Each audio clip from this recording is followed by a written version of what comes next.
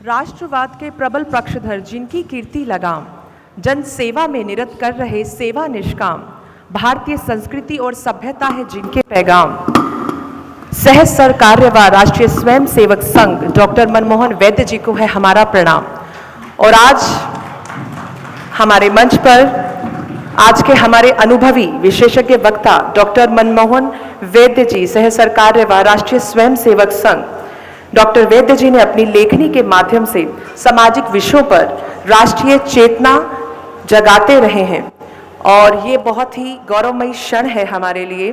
और आप प्रख्यात वक्ता होने के साथ साथ राष्ट्रीयता के प्रखर चिंतक भी रहे। आप अपने प्रेरक और तार्किक उद्बोधन के लिए लब्ध प्रतिष्ठित भी हैं। आपका जन्म 1955 में नागपुर में हुआ और नागपुर विश्वविद्यालय से अपने रेडियो कमेंटेटरी में डॉक्टरेट की उपाधि प्राप्त की। 1983 में आप राष्ट्रीय स्वयंसेवक संघ के प्रचारक भी बने। भारत के सुदूर हिस्सों से लेकर दुनिया के महत्वपूर्ण कोनों तक आप भारत की राष्ट्रीयता का विचार लेकर गए हैं। विभिन्न पत्र पत्रिकाओं में समसामयिक विषयों पर आपके लेख हमेशा हम सब की प्रेरणा बनते रहे हैं। आपका इस फिल्मोत्सव में पुनः अभिनंदन है, वंदन है। और हमारे साथ विशिष्ट अतिथि के तौर पर मौजूद हैं श्री गजेंद्र चौहान जी, जो महाभारत के धर्मराज युधिष्ठिर के किरदार से विश्वविख्यात हैं। FTI के अध्यक्ष पर नियुक्त भी रहे। चौहान जी का अभिनय करियर 35 वर्षों से भी अधिक का रहा। उन्होंने 600 से अधिक टेलीविज़न श्रृंखलाओं में काम भी किया और वर्तमान में पंडित लक्ष्मीचंद राज्य प्रदर्शन एवं दृश्य कला विश्वविद्यालय सुकमा में कुलपति के पद पर सुशोभित हैं। और मॉडरेटर के तौर पर हमारे साथ हैं सुश्री अद्वैत कला जी, जो कि भारतीय लेखक पटकथा स्तंभकार हैं। इन्होंने रोमांटिक ड्रामा अनजाना अनजानी और थ्रिलर कहानी और फिल्मों के लिए पटकथाएं भी लिखी हैं। राष्ट्र चेतना के विषयों पर समय समय पर लिखती रहती हैं। फिल्मों के लिए लिखने के अलावा कला जी ने 2 उपन्यास भी लिखे हैं, ऑलमोस्ट सिंगर और ऑलमोस्ट देयर। आप सभी का यहाँ पर मंच पर स्वागत है, अभिनंदन है। और अब मंच पर आमंत्रित करना चाहूँगी स्वागत व सम्मान के लिए श्री सुभाष जिंदल जी, वरिष्ठ सामाजिक कार्यकर्ता, जिसे निवेदन करना चाहेंगे कि वो डॉक्टर मनमोहन वैद्य जी के स्वागत व सम्मान के लिए मंच पर आएं।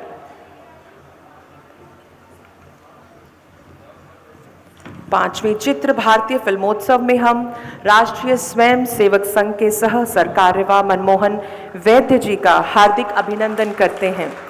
डॉक्टर मनमोहन वैद्य जी प्रख्यात वक्ता होने के साथ साथ राष्ट्रीयता के प्रखर चिंतक भी हैं। आप अपने प्रेरक और तार्किक उद्बोधन के लिए लब्ध प्रतिष्ठित हैं।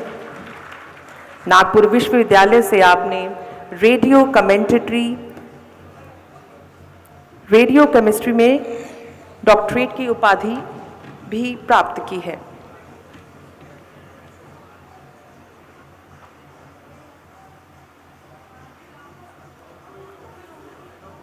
और अब मैं विनती करना चाहूँगी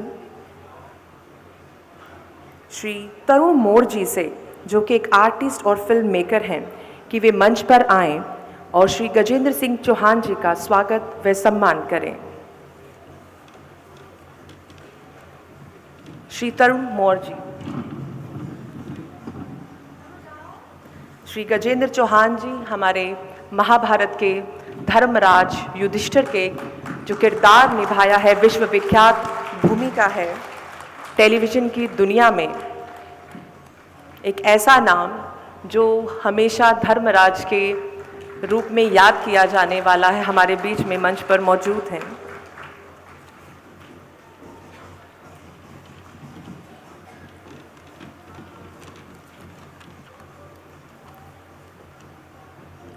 और अब विनती करती हूँ श्रीमती रेणु भाटिया जी से, अध्यक्षा हरियाणा राज्य महिला आयोग से, उस सुश्री अद्वैता काला जी को स्वागत करते हुए उनका सत्कार करें। बताना चाहेंगे श्रीमती रेणु भाटिया जी, जो बाल्यकाल से ही अभिनेत्री और कलाकार रही और इन्होंने काफ़ी प्रोडक्ट्स की मॉडलिंग, सीरियल्स भी किए और एक ही मंच पर रविंद्र जैन जी के जो संगीतकार हैं उनका सीरियल गज मोती जैन कथाओं में, जिसमें गजेंद्र चौहान जी ने राजा की भूमिका निभाई थी, उसमें श्रीमती रेणु भाटिया जी ने रानी का किरदार निभाया और आज दोनों ही शख्सियत हमारे बीच में मंच पर मौजूद हैं। और पाकिस्तान के प्रधानमंत्री बेनज़ीर भुट्टो की भूमिका का भी किरदार निभाया है और आप हरियाणा राज्य महिला आयोग के अध्यक्षा के पद पर आसीन हैं और हरियाणा की संस्कृति के साथ महिला को सशक्त कर रही हैं।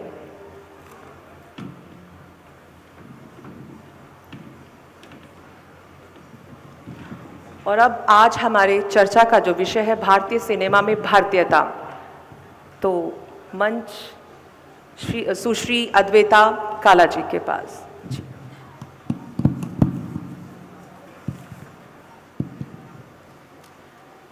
नमस्कार, प्रणाम आप सभी को। और भारतीय चित्र साधना का मैं धन्यवाद करना चाहती हूँ कि आपने मुझे यहाँ आमंत्रित किया और वो भी एक वार्ता के लिए जिन मनमोहन जी के साथ, जो in my opinion one of the foremost intellectuals in this country.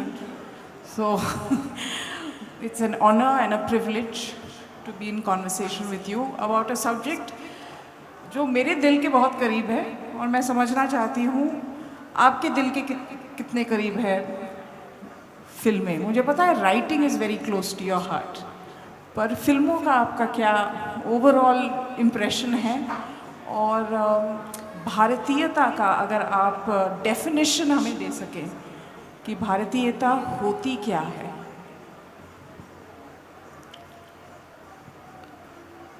अब फिल्में करीब है तो कॉलेज काल से हम सभी प्रकार की अच्छी फिल्में देखते थे। बंगला, मलयालम, तेलुगु। उस समय ये समांतर फिल्म नाम से एक नया ट्रेंड चला था, वो सभी फिल्में हम देखते थे। इसलिए फिल्म यह एक समाज को एजुकेट करने का, जागरूक करने का एक बड़ा प्रभावी माध्यम हो सकता है, यह विचार आया और इसलिए भारतीय चित्र साधना की यात्रा शुरू हुई है। लेकिन इसमें 3 शब्द हैं, भारतीय चित्र साधना। इसमें मैं चित्र यानी फिल्म विषय का एक्सपर्ट नहीं हूँ। यहाँ बैठे लोग एक्सपर्ट सामने बैठे हैं और आप भी हैं। मैं भारतीय के बारे में जानता हूँ, साधना जानता हूँ, तो उस पर ज़्यादा बोलूँगा। फिल्में खूब देखिए, बात सही है। तो भारतीयता क्या है, इसको समझना आवश्यक है।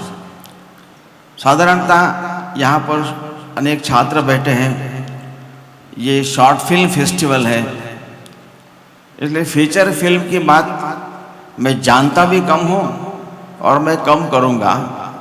आगे इन लोगों ने जो शॉर्ट फिल्म बनानी है उसमें कैसे टॉपिक चुनने चाहिए, भारतीयता को कैसे हम लोग उसमें उजागर कर सकते हैं, समाज में है खूब दिखती है, उसको देखना, उसको दिखाने की दृष्टि आती है तो दिल को बात छू जाती है, ये ध्यान में आता है। तो भारतीयता क्या है उसको समझना। भारत की कुछ विशेषताएं हैं। कल ही यहाँ पर एक चर्चा हो रही थी, शायद पहले ही सत्र था, मनोरंजन या एजेंडा, ऐसा एक विषय था।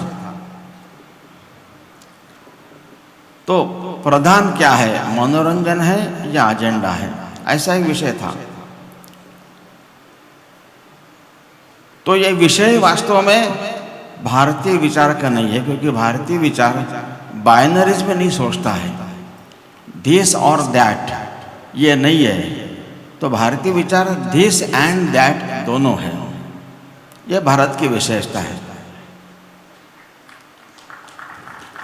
अब एजेंडा शब्द को एक अलग कॉनोटेशन है। जैसे आजकल के लिबरल लोगों ने लिबरल शब्दों को ही बहुत संकुचित कर दिया है, इसलिए अभी अपने आप को लिबरल कहने का बड़ा संकोच होता है, क्योंकि जो लोग अपने आप को लिबरल कहते हैं they have proved to be highly illiberal, non open. लेकिन मनोरंजन के लिए मनोरंजन, कला के लिए कला, यह भारत का विषय नहीं है, भारत का विचार नहीं है। तो हमारे यहाँ अब ये फिल्म ये कला ही है, कल यहाँ पर खूब अच्छी तरह से कहा गया है। और फिल्म में काम करने वालों को कलाकार ही कहते हैं, मतलब कला है ही। तो हमारे यहाँ भारत की विशेषता है कि Bharat has been a unique society, country, people, राष्ट्र, क्योंकि उसका जो जीवन का दृष्टिकोण है, व्यू ऑफ लाइफ है, it is based in spirituality, वो अध्यात्म आधारित है, इसलिए वो होलिस्टिक है, इसलिए इंटीग्रल है, इसलिए it sees the entire creation connected, इसलिए वसुधैव कुटुंबकम है। मैं थोड़ी लंबी बात करूंगा, लेकिन फिर मैं इस विषय पर आऊंगा कल की चर्चा पर। तो इसने भारत के पर्सनैलिटी को शेप किया है, समाज का, लोगों का। उसका पहला सेलिंग फीचर है, भारत मानता है एकम सद विप्राह बहुधा वदंती, सत्य एक है, ईश्वर एक है, उसके नाम अनेक हो सकते हैं, वहाँ तक पहुँचने के मार्ग विभिन्न हो सकते हैं, सब समान है, ये भारत का विचार है। इसलिए भारत के साथ एक शब्द प्रयोग जनरली एक एट्रीब्यूट किया गया है कि हम टॉलरेंट हैं, ऐसा है ना, हम सहिष्णु हैं, ऐसा कहते हैं। लेकिन टॉलरेंस शब्द ये भारत का नहीं है।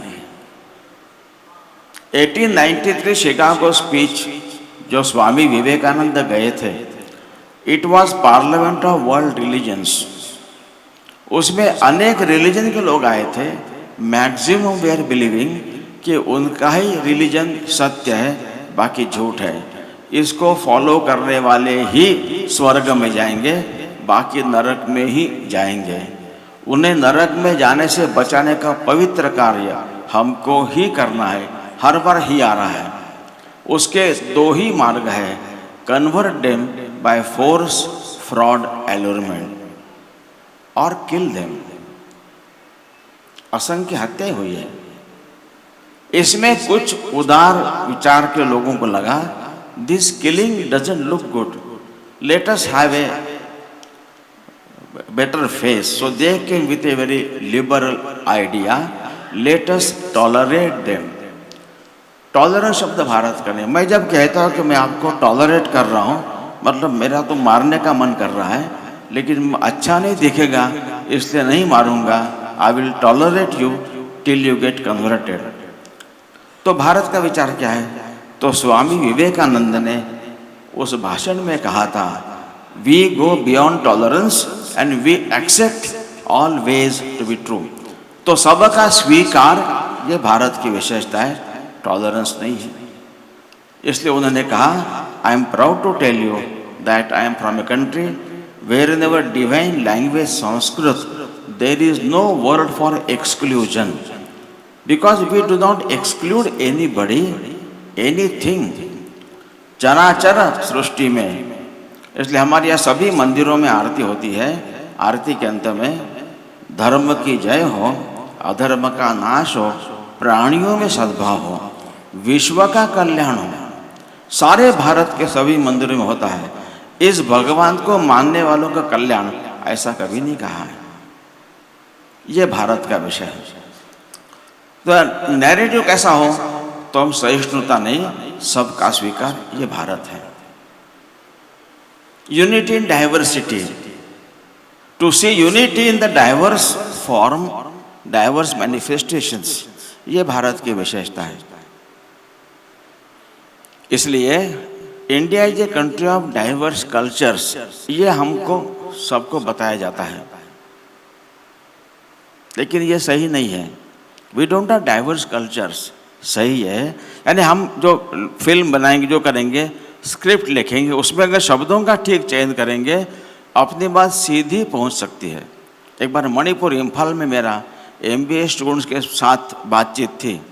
मेरे पहले के वक्ता ने मेरा परिचय कराया, थोड़ा he talked about the topic also.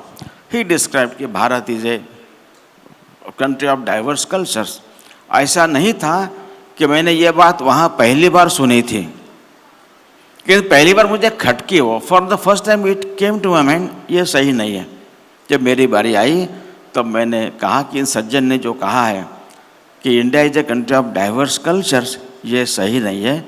सब लोग चौंक गए, आपके मन में प्रश्न होगा ही। फिर मैंने कहा सही है कि India has a culture that celebrates diversity. तो सबने तालियां बजाई, और वो स्वयंसेवक नहीं थे, तो उनके दिल को बात छू गई, हाँ ये बात सही है। तो डाइवर्सिटी को सेलिब्रेट करने का सिखाने वाली हमारी कल्चर, संस्कृति एक है, उसका आधार अध्यात्म है। इसलिए तीसरी विशेषता है कि every soul is potentially divine. अब यह सोल शब्द स्त्री पुरुष दोनों को समान रूप से लागू होता है, तो दोनों में यह पोटेंशियल डिविनिटी इक्वली है, यह केवल भारत मानता है। And the goal of human life is to manifest the divinity within by controlling nature internal and external. अंतर्गत बाह्य प्रकृति का नियमन करते हुए ये अंदर के देवत्व को प्रकट करना है। इसके 4 मेजर मार्ग बताए हैं: भक्ति योग, कर्म योग, ज्ञान योग, राजयोग। भारत के बाहर विचार होता तो you can choose either of this 4, not 2। ये या वो। यहाँ स्वामी विवेकानंद कहते एनी ऑफ दिस 4 और मोर और ऑल एंड बी फ्री। तो प्रत्येक व्यक्ति का मुक्ति की तरफ जाने का मार्ग इंडिविजुअल उसके प्रकृति के अनुसार हो सकता है। इसलिए विवेकानंद ने शिकागो स्पीच में शिव महिम्न स्तोत्र को कोट किया था, रुचि नाम वैचित्र्यात रुजु कुटिल नाना पथजुषाम। एक परिवार में 5 लोग हैं, माता पिता 3 बच्चे हैं। माँ ने खाना बनाया, सब्जी बनाई, लेकिन एक बेटे को लगता है कि सब्जी में थोड़ा तीखापन कम है, थोड़ी मिर्ची की चटनी मिला लेती है। किसी को लगता है थोड़ा खट्टा चाहिए, थोड़ा नींबू निचोड़ लेगी। तीसरा थोड़ा मीठा गुड़ डाल देगी, थोड़ा नींबू करेगी। हर व्यक्ति अपने अपने रुचि के अनुसार थोड़ा एडजस्ट करके उस भोजन का आनंद लेता है। ये भारत की विशेषता मुख्यतः रही है। ये मेरी उपासना, इसको हमारे यहाँ रिलीजन कहा है, which is totally different than धर्म। रिलीजन को हमारी भाषा में उपासना कहेंगे। इसलिए मेरी उपासना का मार्ग चुनने का मुझे पूर्ण स्वातंत्र है। हर एक की अलग अलग टेस्ट हो सकती है। इसलिए हमारे श्रेष्ठ चिंतक ठेंगड़ी जी कहते थे कि भारत में religion is personal as one's own toothbrush. हर एक अलग अलग होता है। And we have the liberty, freedom to choose my own taste. इसलिए हमारे यहाँ स्पिरिचुअल डेमोक्रेसी रही है। ये भारत की विशेषता है। अब मुक्ति की बात आती है तो मोक्ष, मुक्ति की तरफ जाना। इसलिए हमारे यहाँ हमारे जितने भी कार्यकलाप समाज में हैं उनका उद्देश्य मुक्ति की तरफ जाने का होना चाहिए। इसलिए विद्या के लिए कहा है सा विद्या या विमुक्तये। कला के लिए कहा है सा कला या विमुक्तये। इसलिए कला के बारे में जो कहा है सत्यम शिवम सुंदरम। तो फिल्म अगर कला है उसके माध्यम से हमको सत्य बताना चाहिए, विचार बताना चाहिए। उसको आप एजेंडा मत कहिए। एजेंडा मतलब जो मैं सत्य मानता हूँ वही कहूँगा और दूसरे किसी को नहीं आने दूंगा। जो सेमेटिक थॉट का मूल है वो यहाँ ऐसा नहीं है। सत्य एक है, उसके देखने के तरीके अलग हो सकते हैं, उसका परसेप्शन अलग हो सकता है। हर एक को अपनी बात कहने का अधिकार है। तो मुझे यह सत्य बताना है मेरे हर कृति के माध्यम से, कलाकृति के माध्यम से, और मुझे उस देखने वालों के अंदर जो शिवत्व है, जो अच्छाई है, जो डिविनिटी है, उसको प्रकट करने का एक मौका देना है। और वो कलाकृति सुंदर होनी चाहिए, उसमें ये भी है। इसलिए यह विचार के साथ, शिवत्व के साथ सुंदरता से प्रस्तुत करना, यह असली कला है। हर कला में ये बात आती है। नृत्य हो, पेंटिंग हो, संगीत हो, इतनी सुंदर रागदारी होती है, लेकिन उसके अगर लिरिक्स आप देखेंगे उसमें भी ताकत है। शब्दों का एक महत्व होता है, इसलिए ये बात आती है। इसलिए मुझे जो कहना ऐसा है कि भारत को हम ठीक से समझेंगे तो अपनी छोटी छोटी फिल्मों के माध्यम से हम इसको कह सकेंगे। और ये भारत की स्पिरिचुअलिटी अनेक रूपों में मैनिफेस्ट होती रही है, आज भी हो रही है। क्या हम इसको देखकर, हम देखते तो है, उसको हम लोग इंटरप्रेट नहीं करते हैं। हम इंटरप्रेट कर सकेंगे क्या?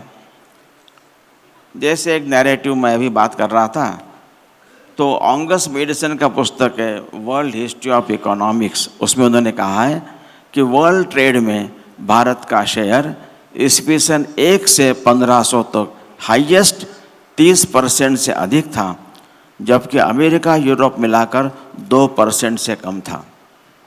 बेचते क्या थे हम? We are made to believe कि भारत कृषि प्रधान देश है, सबने यही सुना है। यहाँ खेती अच्छी थी, लेकिन हम अनाज बेचते नहीं थे और व्यापार करने जाते, फिर बेचते क्या थे? अनाज खाते थे, खिलाते थे और बार्टर के रूप में उसका उपयोग होता था। हमारे यहाँ टैनिंग इंडस्ट्री अच्छी थी, मरे जानवरों के चमड़े को टैनिंग करके उससे अनेक वस्तुएं बनती थी। कानपुर, आगरा में बहुत पुराने समय से ये इंडस्ट्री है। यहाँ पर अच्छी मेटलर्जी थी, आयरन ओर से आयरन एक्सट्रैक्ट करना, मोल्डिंग, कास्टिंग, कॉपर, ब्रास, कांसा, या यहाँ पर एलॉय बनते थे, पोर्टेबल फर्नेसेस होती थी। और घर की महिलाएं भी इसमें खूब जानकार होती थी।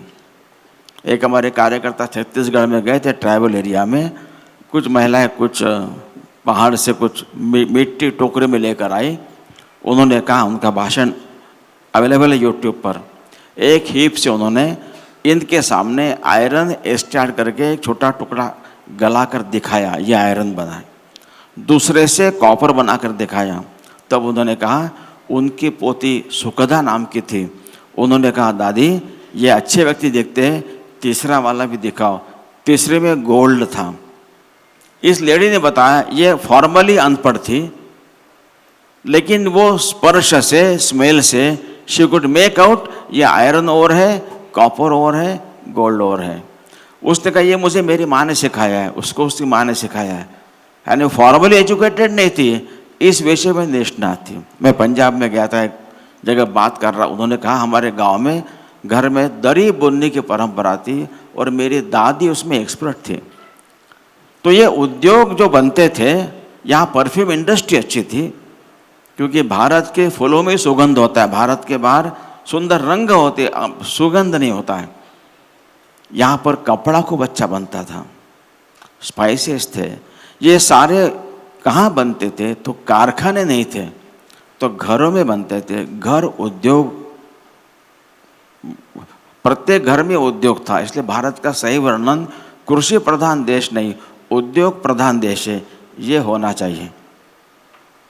और इस वेल्थ क्रिएशन में घर की माता महिलाओं की एक्सपर्टीज थी और बच्चे घर में सीखते थे, इसलिए उनको ITI जाने के लिए ज़रूरत नहीं थी, वहीं स्किल सीखते थे सारे। और जब पुरुष वर्ग बेचने के लिए बाहर जाते थे, दिवाली के बाद, बारिश कम होने के बाद, तब घर का सारा कारोबार महिलाएं संभालती थी, पैसा इनके पास ही रहता था। They were the master of the entire जो भी कामकाज था, इसलिए उसको गृह लक्ष्मी इसलिए कहते थे। और फिर ये बारिश के पहले लौटते थे, तब तक ये संभालती थी। इसलिए पुराने फिल्मों में ऐसे गीत क्यों आते होंगे ये समझ में आता है पढ़ने के बाद। पहले गीत ऐसे आते थे कि सावन आया बादल आए मेरे पिया नहीं आए, ऐसे गीत थे।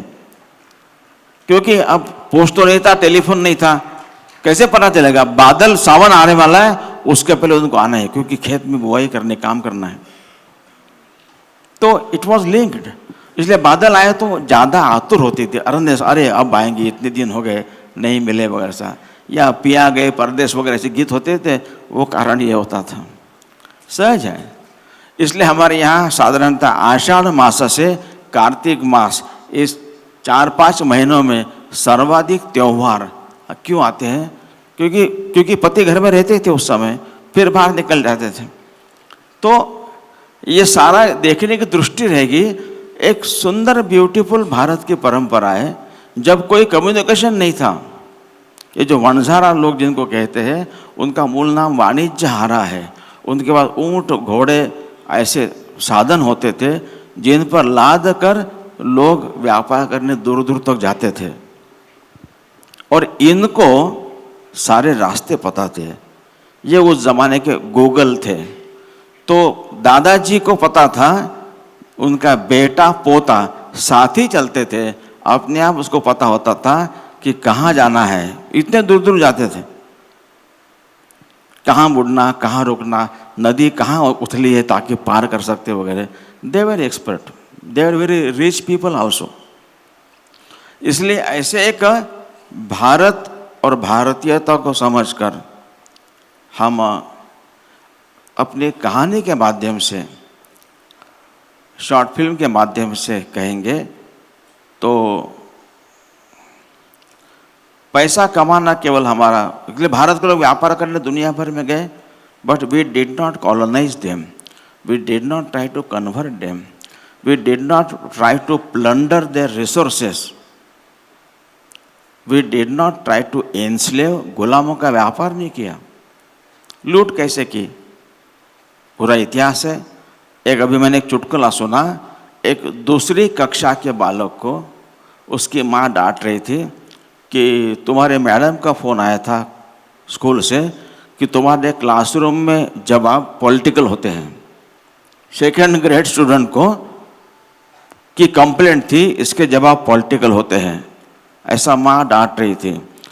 तो उसने माँ से कहा, teacher asked us why are pyramids in Egypt, I told they were too heavy for the British to steal. इसलिए है, थोड़े भी हिला सकते थे तो लेकर जाते, ऐसा उसका कहना था। अब ये इतना सही है, लेकिन भारत ने ये नहीं किया है। क्यों नहीं किया? अरे ये अपनी सोच है, मतलब वसुधैव कुटुंबक है। वो दूसरे थे ही नहीं। रमन महर्षि को पूछा किसी ने, how should we treat others? उनका उत्तर था, देयर आर नो अदर्स। तो ये भारत है। तो अपने कैसे कैसे बातें कहानी इसी के माध्यम से आते हैं। तो एक अपने शॉर्ट फिल्म फेस्टिवल में पहले दूसरे में एक छोटी फिल्म आई थी, वो मेरे दिल में पक्की बैठ गई है। 5 डायलॉग केवल है, 3 मिनट की फिल्म है। यानी जब हम फिल्म बनाएंगे तो कम से कम short film should be really short actually, लेकिन 1-2 वाक्यों में ऐसी बात छू जाती है, चुभ जाती है। एक 7th ग्रेड की एक बेटी स्कूल से अपना रिजल्ट लेकर आती है और सीढ़ियों पर घर में प्रवेश करने के पहले माँ और बेटी बैठी है और माँ उसके रिजल्ट देख रही है। एक गणित में इतने मार्क मिले, हिंदी में इतने मार्क मिले, फिर इंग्लिश का पेपर आता है तो वहाँ 0 मिला है। तो माँ कहती है, बेटा इसमें तुमने कुछ लिखा क्यों नहीं? वो कहती है, माँ इसमें हमको हमारा सपना लिखना था इंग्लिश में। तब माँ कहती है कि बेटे तुम तो इंग्लिश मीडियम में पढ़ती हो, लिखा क्यों नहीं? वो कहती है, माँ हमें इंग्लिश सपने नहीं आते हैं, एक ही वाक्य कितनी बात छू दे। माँ एकदम गंभीर होती है। फिर ये कहती, बेटी मेरे सपने में कौन आते हैं? परी आती है, ये आते हैं, कौवे आते हैं, कछुए आते हैं, खरगोश आता है, नाना आते हैं, नानी आती है। अब तुम ही बताओ माँ, इनमें से कौन बोलता है अंग्रेजी में? बहुत सीरियस होती है। और आखिरी का वाक्य है, वो कहती है, माँ हम सब कुछ तो अंग्रेजी में सीख रहे हैं, अब हमारे सपनों को तो अपनी जुबान में रहने दो। कितनी छोटी है, एक एक डायलॉग कैसा है। अभी मुझे एक नॉवेलिस्ट मिले, उनकी एक नई नॉवेल आई है, तो एक वाक्य इतना चुभ जाता है मन में। उस नॉवेल में उन्होंने एक वामपंथी कम्युनिस्ट ऐसे एक्टिविस्ट को एक व्यक्ति के माध्यम से एक वाक्य कहा केवल। तो वाक्य उसको कहता है, वो आदमी उस एक्टिविस्ट को कहता है कि कार्ल मार्क्स ने तुमको बताया कि धर्म अफीम है, इसलिए तुमने धर्म छोड़ दिया, लेकिन अफीम नहीं छोड़ी। एक वाक्य की फिल्म बन सकती है एक्चुअली। अरे शब्दों में ताकत है। तो ऐसे व्यंग हम देख सकते क्या? एक बार कुरुक्षेत्र में एक संघीय बैठक थी, तो एक कार्यकर्ता मेरे साथ प्रबंधक के नाते था। वहाँ पलवल में वो BE पढ़ रहा है। मैं तरुणों को, युवकों को हॉबी पूछता हूँ, तो सिंगिंग, डांसिंग, प्लेइंग, स्पोर्ट्स वगैरह, रीडिंग ऐसे आप बताते हैं। उसने बताया कि मैं शॉर्ट स्टोरी लिखता हूँ, कहानी लिखता हूँ। अब कहानी लिखने वाला कॉलेज स्टूडेंट हॉबी के नाते मुझे पहली बार मिला था। मैंने पूछा कैसे कहानी लिखते हो? तो उसने कहा कि अभी 2009 की बात है, लोकसभा के पार्लियामेंट इलेक्शन हो गए थे। उसने कहा कि मेरे रूममेट ने चैलेंज किया me to write a story on the elections.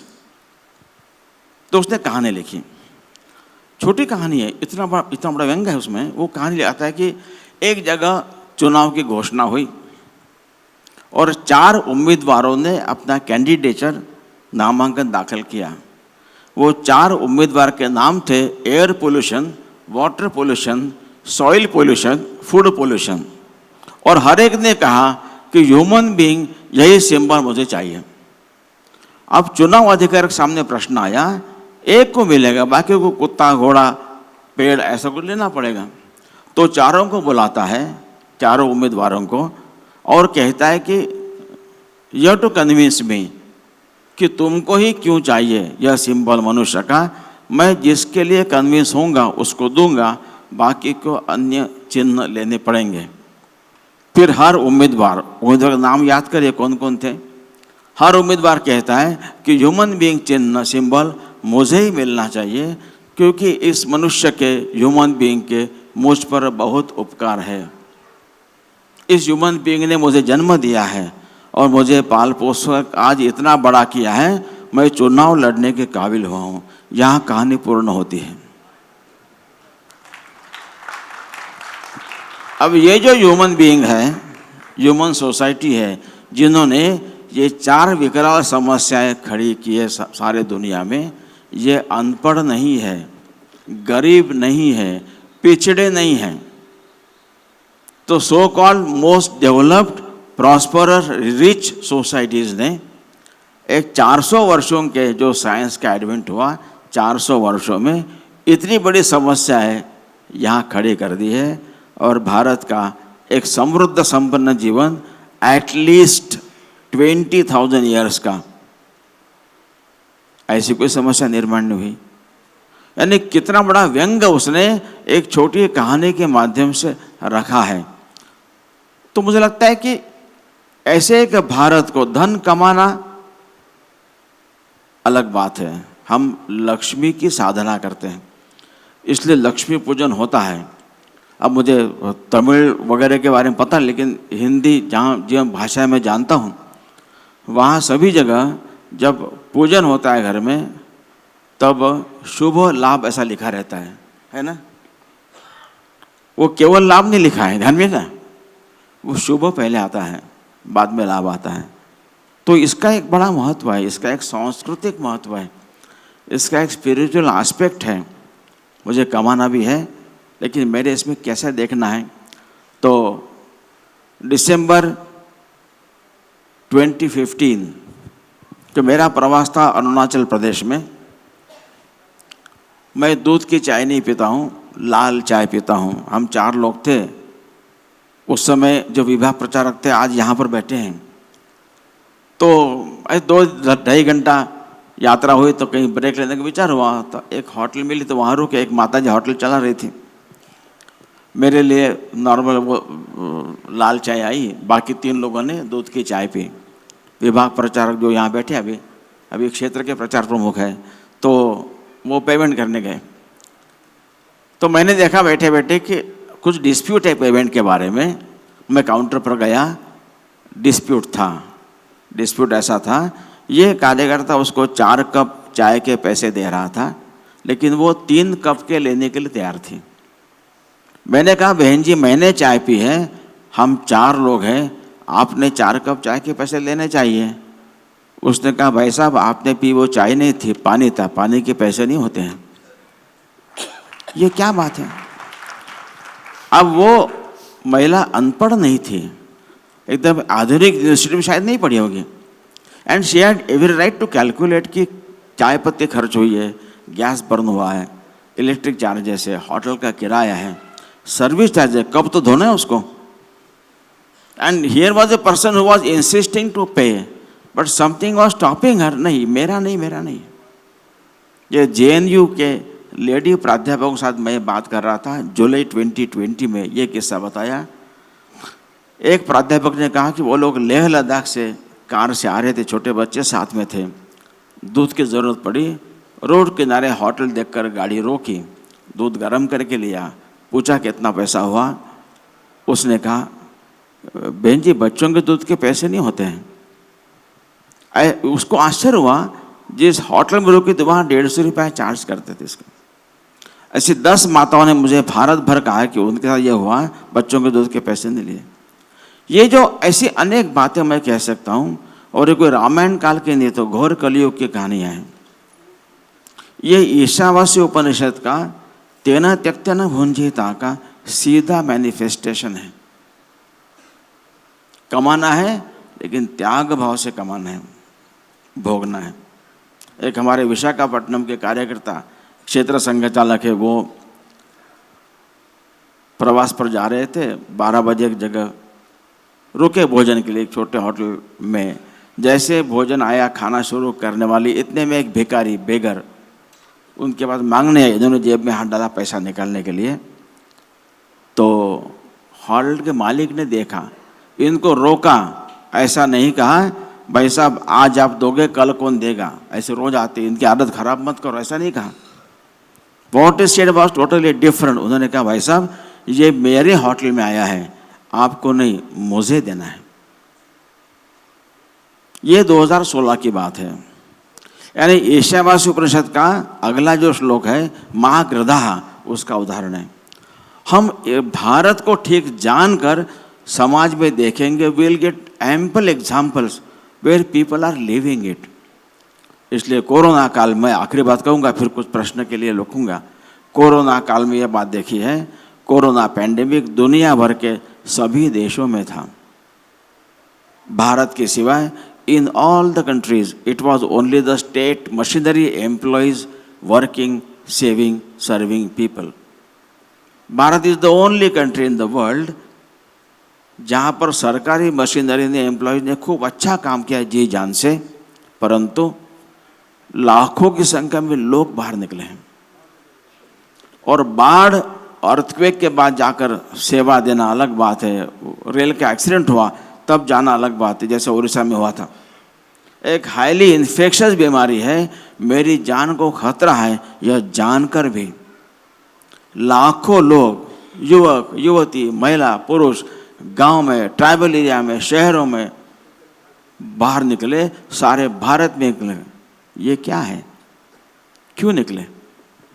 It is the manifestation of spirituality. I was talking with some tribal girls in Chhattisgarh. मैंने पूछा क्यों, क्या है, जान को खतरा है, ये जानकर भी क्यों गए लोग बाहर। एक बेटी ने कहा खड़े होकर, उसने इतना सुंदर उत्तर दिया है सिंपल भाषा में। उसने कहा क्यों किया, मतलब मन नहीं मान रहा था, ऐसा उसने कहा। That is the reason actually. ये स्पिरिचुअलिटी का कनेक्शन ऐसा बन जाता है कि जो अपने नहीं वो भी अपने लगने लगते हैं, तो करने का मन होता ही है। हमारे यहाँ उसको धर्म कहा है। धर्म, close your capital I, open your eyes, then the circumference of we expands. तो जो हमारे नहीं वे भी अपने लगने लगते हैं, अपनों के लिए करना मन होता ही है। दैट इज धर्म। उपासना रिलीजन है, रिलीजन धर्म के लिए होती है। धर्म स्वयं धर्म है। धर्म का इंग्लिश ट्रांसलेशन धर्म ही है।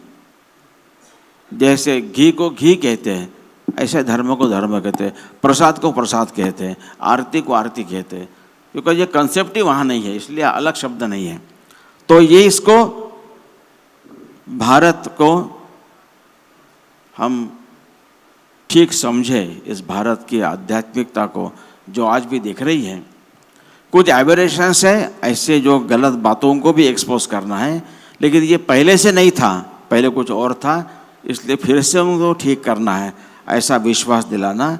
तो समाज परिवर्तन, समाज जागरण, एक अपनी पहचान के बारे में एक विश्वास जगाना, यह काम, लोक शिक्षण का काम हम, ये फिल्म एक प्रभावी माध्यम है, क्योंकि उसमें ऑडियो है, विजुअल है, वहाँ पर अभिनय है, यानी सभी जितनी कला है, संगीत है, चित्रकला है, गायन है, वादन है, अभिनय है, ये सारी बातें एक साथ है इसमें, इसलिए इट इज़ मोर इफ़ेक्टिव। इसलिए ज़रा सोच समझकर इसका ठीक से विचार करेंगे, it will be very effective for the creating awareness among the people. ये भारत का भारत जो नकारा गया है, सोया हुआ है, लेकिन इतने सारे प्रयत्न के बाद भी अभी टिका हुआ है, वो जग रहा है। अब ये जगने का प्रमाण धीरे धीरे बढ़ रहा है। इसके परिणाम हमको सारे भारत में अनेक विविध क्षेत्रों में देखने को मिल रहे हैं। इसको जगाने में सबसे इजी, वेरी इफ़ेक्टिव माध्यम, घर बैठे बैठे मोबाइल पर भी आप देख सकते हैं, short film and documentary can be there. तो इसलिए इसके बारे में मुझे जो कहना था, और खूब विषय है, 2-2, 4-4 वाक्यों के भी ऐसी फिल्म बन सकती है, और हम प्रभावी रीति से अपनी कला को भी अभिव्यक्त कर सकते हैं, ऐसा मुझे लगता है। मनमोहन जी, मुझे आपसे एक और सवाल पूछना है जल्दी से, और फिर हम ऑडियंस के लिए मंच खोल देंगे। अभी भी हिंदी फिल्म जगत हो या फिल्मी जगत हो, उसकी पकड़ वामपंथियों के हाथों में है, और वो एक डेफिनेटली एक लेफ्टिस्ट नैरेटिव को प्रधान रखते हैं। आपने मुझे एक बारी एडवाइस किया कि आप टैगोर का स्वदेशी समाज जी, और मैंने पढ़ा, और मुझको, I mean Tagore is one of our greatest writers ever, और वो पढ़ के मुझे लगा कि देखिए इसमें, इनमें राष्ट्रीयता का भाव इतना था, and yet he was doing creative work. और आजकल की युवा को ये मैसेज होता है कि अब वर्ल्ड इज़ ग्लोबल, आप अपने रूट से अलग होइए, राष्ट्रीयता से अलग होइए, दैट इज़ जिंगोइज्म, और फिर you can be a great artist and creator. तो मैं चाहती हूँ कि हमारे इतने युवा दोस्त बैठे यहाँ, उनको आप थोड़ा बहुत टैगोर के बारे में बताइए, क्योंकि मेरे लिए ये काफ़ी प्रभावशाली था जब आपने ये सजेस्ट किया।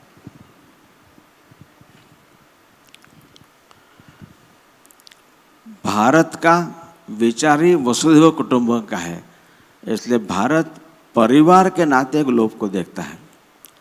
जो पश्चिम का ग्लोबल आया है वो मार्केट के नाते देखता है। उन्होंने खूब शोषण किया है, अभी भी कर रहे हैं। इसलिए ग्लोबल पैरासाइट्स नाम की एक पुस्तक है, जो पढ़ना चाहे पढ़ें। तो पैरासाइट्स क्या होते हैं कि ऐसे जीव दूसरे जीवों का शोषण करके अपना पोषण करते हैं। उनका कहना है, लेखक का, जेरेमी सीब्रुक बिनिन परेरा, दो लेखक है, गोवानीज क्रिश्चियन से, सुंदर पुस्तक लिखी है कि पश्चिम का नेचर ये रहा है कि लूटना, एक्सप्लॉइट करना, शोषण करना, शोषण से पोषण करना। उन्होंने कहा कि there arms of exploitation kept on changing, first it was religion, then it was empire, now it is IMF, WTO, world bank, स्पष्ट लिखा है। और बाद में वर्ल्ड बैंक में जो अधिकारी थे उनकी पुस्तक आई है, confessions of an economic hitman. ये ग्लोबल का शब्द अलग है। भारत सारी वसुधा को एक परिवार पहले से मानता आ रहा है, क्योंकि भारत की जड़ें भारत के सॉइल में जड़ी है। भारत के विचार सारे केवल मानवता नहीं तो चराचर जगत को साथ लेकर चलने का रहा है। तो टैगोर ने ये दो बातें मुख्य मैं कहूँगा उनके बारे में, तीन बातें। पहला, उन्होंने I got attracted towards Tagore by one of his quote I read in Gujarati. मुझे आश्चर्य हुआ, मैंने कहा ट्रांसलेशन ठीक हुआ कि नहीं, इसलिए मैंने बंगाली कोट देखा। मुझे बांग्ला भाषा भी आती है, तो बंगाली में वही था। फिर मैंने पूरा उनका स्वदेशी समाज ऐसे पढ़ा। वो कोट ऐसा है, अनेकता में एकता देखना और विविधता में ऐक्य प्रस्थापित करना, यही भारत का अंतर्निहित धर्म है। भारत विविधता को भेद नहीं मानता और पराये को दुश्मन नहीं समझता, इसलिए नए मानव समूह के संघात से हम भयभीत नहीं होंगे। उनकी विशेषताओं को पहचान कर उनको प्रिजर्व करते हुए विदाउट डिस्ट्रॉइंग देम उनको साथ लेने की विलक्षण क्षमता भारत रखता है।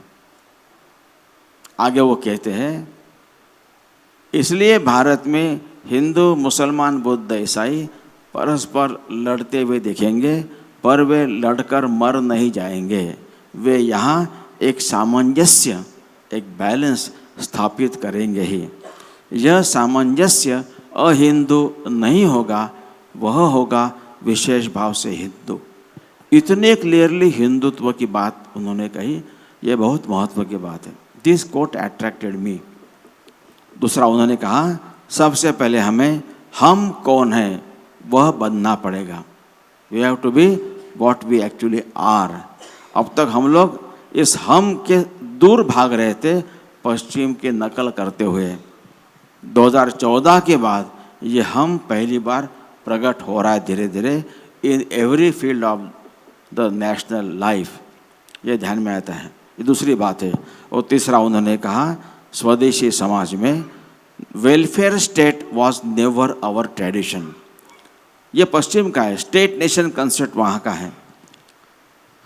Judiciary, foreign affairs, defence, security, ये चार विषय केवल राजा के पास होते थे।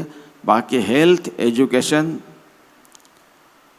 कॉमर्स, ट्रेड, इंडस्ट्री, मंदिर, मेला, संगीत, नाटक, कला, इसके लिए समाज की अपनी खुद की व्यवस्थाएं थी। इसके लिए राजकीय कोष से धन नहीं आता था। जैसे एक खंभे पर खड़ा तंबू है, वह खंभा टूटता है, तंबू जमीन पर आ जाता है। परंतु 4-5 खंभों पर खड़ा तंबू है, एक खंभा टूटता है, it will still be erect और थोड़ा डिशेप होगा, और टूटे खंभे को फिर से खड़ा करने की सुविधा रहेगी। We had that arrangement. इसलिए भारत में पश्चिम में नेशन स्टेट है, यहाँ समाज, पीपल आर द राष्ट्र। इसलिए राज्याधारित नहीं, समाजाधारित राष्ट्र। इसलिए यहाँ पर की आक्रमण हुआ, राजा पराजित हुए, परकियों का राज्य भी आया, राष्ट्र हमेशा अपराजित रहा है। ये और एक पुस्तक आप अगर पढ़ सके, the starfish and the spider. उन्होंने इसी बात को कहा है कि स्पाइडर के सभी लाइफ सेंटर्स उसके हेड में कंसंट्रेट होते हैं। हेड क्रश करो, spider is dead.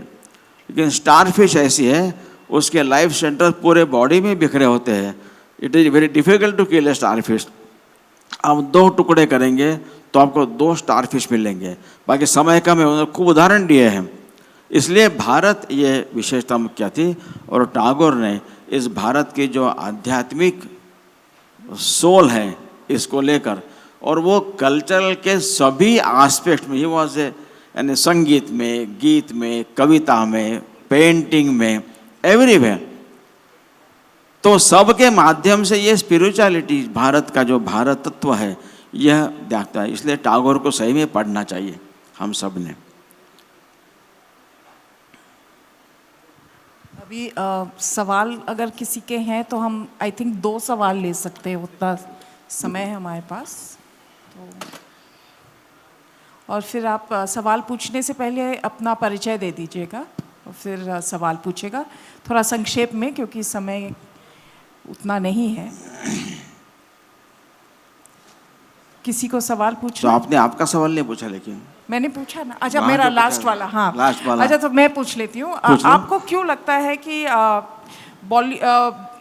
Hindi film industry show business में, बिजनेस और शो ज़्यादा रहता है? I think Gajendra ji agree करेंगे। और बॉक्स ऑफिस पे अब जो फिल्में चल रही हैं वो राष्ट्रीयता के बारे में है, राष्ट्रवाद के बारे में, वो ब्लॉकबस्टर हिट्स हो रही हैं। पर पहले के दौर में ये ऐसी फिल्में चल नहीं रही थी। पहली फिल्में चल रही थी वो NRI लव स्टोरीज और गानों पे या डांस पे या फैशन पे। तो ये शिफ्ट व्यूअर्स में क्यों आया है, वो एक सवाल है। दूसरा सवाल, मैं सोचती हूँ काफ़ी दूरदर्शिता थी भारतीय चित्र साधना की कि शॉर्ट फिल्म फेस्टिवल पे आपने इसको केंद्रित किया, क्योंकि आज जो माहौल है, स्पेशली जेन ज़ी जिसे हम बुलाते हैं, आज के युवा पीढ़ी, उनका अटेंशन स्पैन बहुत छोटा है। पर कल जब मैं ट्रेन में भी आ रही थी तो एक 19 साल की लड़की मेरे बगल में बैठी थी और पूरे रास्ते वो रील्स ही देख रही थी, 1 मिनट की, 2 मिनट की। तो ये बिल्कुल चेंज हो गया है और मुझे लगता है कि भारतीय चित्र साधना को मैं कॉन्ग्रेचुलेट करना चाहती हूँ कि आप लोगों ने इतने साल पहले देख लिया था कि consumption, viewer consumption taste are changing. तो ये 2 मेरे सवाल हैं। पहले ऐसा कि भारत में इस राष्ट्रभाव को नकारने की एक फैशन चल पड़ी थी। हम जो है, दुनिया जिस भारत को जानती है, वेस्टर्न के प्रभाव में उस भारत को नकारना, एक नया भारत पश्चिम की नकल करता हुआ दिखाने की एक बीच में होड़ चली। लेकिन भारत के सर्वसामान्य जन में ये भाव पड़ा हुआ है, उसको डालना नहीं है, जगाना केवल है। तो जगाने के प्रयास भी चल रहे थे। इसलिए अभी क्या हुआ है, तो एक लंबी प्रोसेस चल रही थी। I will quote an editorial of Sunday Guardian, जो ब्रिटेन से पब्लिश होता है। तो 16 मई 2014 को पार्लियामेंट के रिजल्ट्स आए, जब नरेंद्र मोदी पहली बार प्रधानमंत्री बने। तो इट वाज फ्राइडे। तो संडे गार्डियन 18 मई का इट कैरीज द एडिटोरियल, ये ध्यान में रखना है, it's an editorial, not an article by some author from a weekly paper publish from Britain. उसका पहला वाक्य, और Guardian also carried the same editorial on that day. उसका पहला वाक्य ऐसा है, 3 वाक्य बोलूँगा मैं, they are bold statements, I will call it. It says, today 18 May 2014 may go well down in the history of India as Britain finally left India। ये वहाँ का पेपर कह रहा है। Narendra Modi's victory in these elections marks the end of a long era in which the structures of power did not differ greatly, through which Britain ruled this subcontinent. India under Congress Party was in many ways a continuation of British Raj by other means। ये उनके पहले 3 वाक्य। लेकिन इसका I call it bold statements. It's true, हिम्मत चाहिए कहने की। लेकिन इससे भी इंसाइटफुल एक वाक्य उन्होंने उस संपादकीय के ऊपर लिखा है, वो बहुत महत्व का है। वो ऐसा है, वो लिखते हैं that it should be obvious that the underlying changes in the Indian society has brought us mister Modi and not the other way round. यानी भारतीय समाज में जो परिवर्तन आए हैं उसके कारण मोदी आए हैं, उनके कारण परिवर्तन नहीं हुए हैं। तो ये परिवर्तन किसने लाए हैं? तो एक भारत के अध्यात्मों को लेकर जो शक्तियाँ चल रही है, उसमें संघ भी एक है, अनेक साधु संत आध्यात्मिक, अनेक ऐसी आध्यात्मिक संस्था है।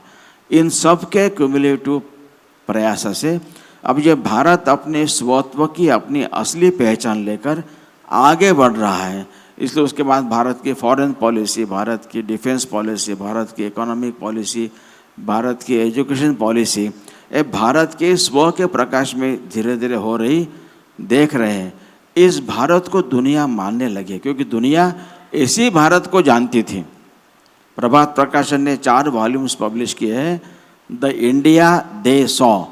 बाहर से जो लोग आए भारत में, उन्होंने भारत को जो देखा, वो भारत उनको नहीं दिख रहा था बीच में, अब वो दिख रहा है। तो दुनिया भी आश्वस्त है, भारतीय सारा समाज गौरवान्वित है, सामान्य समाज। और बाकी लोग जो सो कॉल्ड है, वो भी धीरे धीरे इस समाज के जागरूक से प्रभावित हो रहे। Now they can not deny this, उनको धीरे धीरे इसमें आना पड़ेगा। यह भारत की मूल प्रकृति है और ये चलने वाला है। Western concept of time is that it travels in a linear way, and भारतीय concept is time travels in a cyclic way. इसलिए काल चक्र कहा है हमारे यहाँ। तो काल चक्र में डिसेंड एसेंड चलने वाले हैं, ऐसा ही घूमता रहेगा।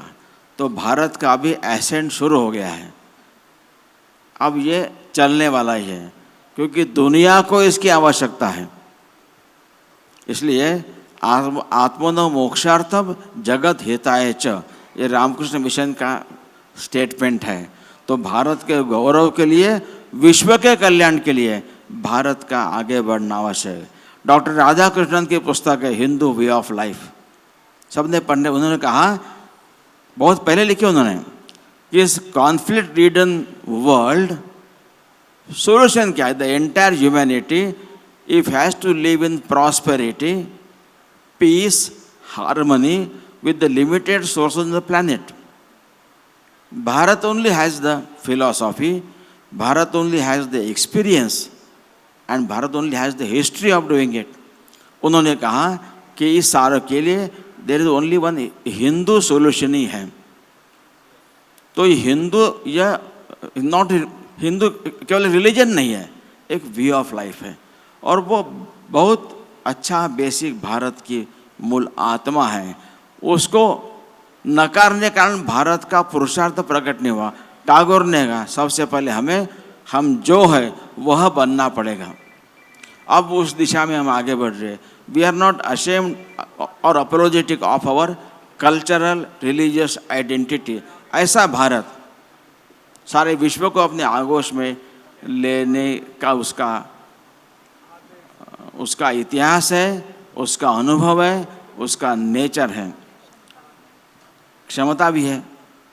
वो क्षमता लानी हमको, मतलब है, सोई है, लाना पड़ेगा। और ये शॉर्ट फिल्म एक बहुत इफ़ेक्टिव माध्यम है, और यंग लोग स्वयं कर सकते हैं। मोबाइल से भी एक शॉर्ट फिल्म बन सकती है, और क्योंकि बहुत आसानी से हम लोगों तक पहुँचते। सोशल मीडिया ने बहुत बड़ी क्रांति की है एक्चुअली, और इसलिए इस भारत को ठीक ढंग से देखना, उसको एक इमेजिनेशन से एक कहानी के रूप में लाकर भारत के सत्य विचार को कहानी कथा के माध्यम से सारी कला का उपयोग करते हुए प्रस्तुत करना, इसमें जो क्रिएटिविटी है, एक आनंद है, एक आत्मिक समाधान है, एक प्रकार का लोक जागरण प्रशिक्षण भी है, एक मल्टीपल बेनिफिट छोटे से इस काम से हो सकता है। इसलिए ये शॉर्ट फिल्म डॉक्यूमेंट्रीज के माध्यम से हम अपनी कला को अभिव्यक्त करेंगे, भारत को समझने का प्रयत्न करेंगे, भारत को जगाने का प्रयत्न भी करेंगे। Thank you very much.